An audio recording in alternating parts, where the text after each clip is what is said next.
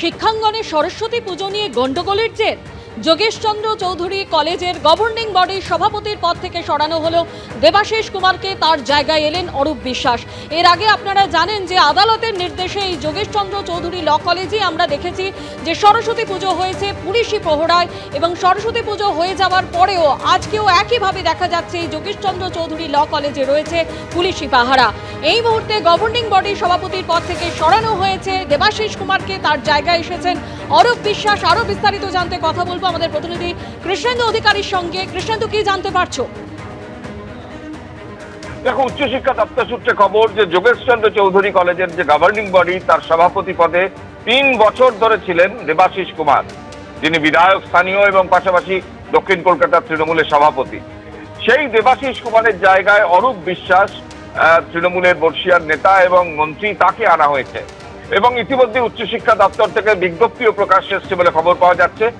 এবং তুমি জানো যে এই একই ক্যাম্পাসের মধ্যে দুটো কলেজ আছে, যোগেশচন্দ্র চৌধুরী কলেজ এবং যোগেশচন্দ্র চৌধুরী ল কলেজ। যে ল কলেজের গভর্নিং বডির সভাপতি আবার মালা রায়। এবং যে ঘটনা কদিন ধরে ঘটেছে, আদালতের নির্দেশে আদালতকে হস্তক্ষেপ করতে হয়েছে একটা সরস্বতী পুজো করতে, এবং সেখানে একই ক্যাম্পাসের মধ্যে তিনটি সরস্বতী পুজো, কেউ বাইরে করেছে, কেউ ভেতরে করেছে, প্রিন্সিপাল নিজের মতো করে করেছেন।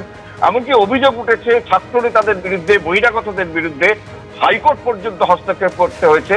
এমন একটা বেনজির ছবি সরস্বতী পুজোর দিন কলকাতা তথা রাজ্যে দেখা যায় না, যেখানে পুলিশ রীতিমতো পাহারা দিচ্ছে, আই কার্ড দেখিয়ে শাড়ি পরা যারা ছাত্রছাত্রী আসছেন, ছাত্রীরা আসছেন, তাদের সরস্বতী পুজোর অঞ্জলি দিতে যাচ্ছেন।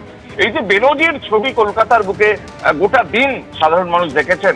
এবং সেই ঘটনার জেরে দেবাশিস কুমারের ভূমিকা নিয়ে যেটা সূত্র মারফত জানা যাচ্ছে, প্রশ্ন উঠেছিল, তিনি গভর্নিং বডির সভাপতি, তিনি গোটা বিষয়টা আজ করতে পারেননি কেন? তুমি জানো যে ঘটনার দিন ব্রাত্য বসু এবং মালা রায় দুজনেই গিয়েছিলেন, কিন্তু দেবাশিস কুমারের যেহেতু গভর্নিং বডির তিনি সভাপতি, তার ভূমিকা নিয়ে প্রশ্ন উঠছিল। এবং এই প্রেক্ষাপটে উচ্চশিক্ষা দপ্তর থেকে যেটা জানানো হচ্ছে যে দেবাশিস কুমারের জায়গায় গভর্নিং বডির সভাপতি হিসেবে অরূপ বিশ্বাসকে সেই দায়িত্ব তিনি সামলাবেন। দেবাশিস কুমার স্থানীয় বিধায়ক হিসেবে এই গভর্নিং বডির সভাপতি ছিলেন এবং 3 বছর ধরে ছিলেন।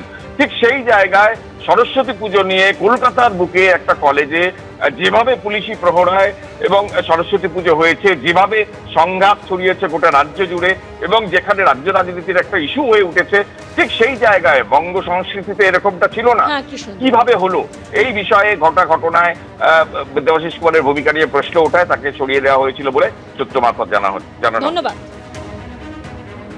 এই যোগেশচন্দ্র চৌধুরী কলেজে নজিরবিহীন ছবি দেখা গেছে সরস্বতী পুজোর সময়। পুজো হয়েছে পুলিশি প্রহরায়, পুজো মিটেছে, কিন্তু তারপরেও পুলিশ রয়েছে যোগেশচন্দ্র চৌধুরী কলেজে। কারণ অশান্তির আশঙ্কা রয়েছে, সংঘাতের আশঙ্কা রয়েছে। পুলিশি প্রহরায় সরস্বতী পুজোর পরেও অশান্তির আশঙ্কা, এবং যার জেরে বহাল রয়েছে পুলিশ প্রহরা।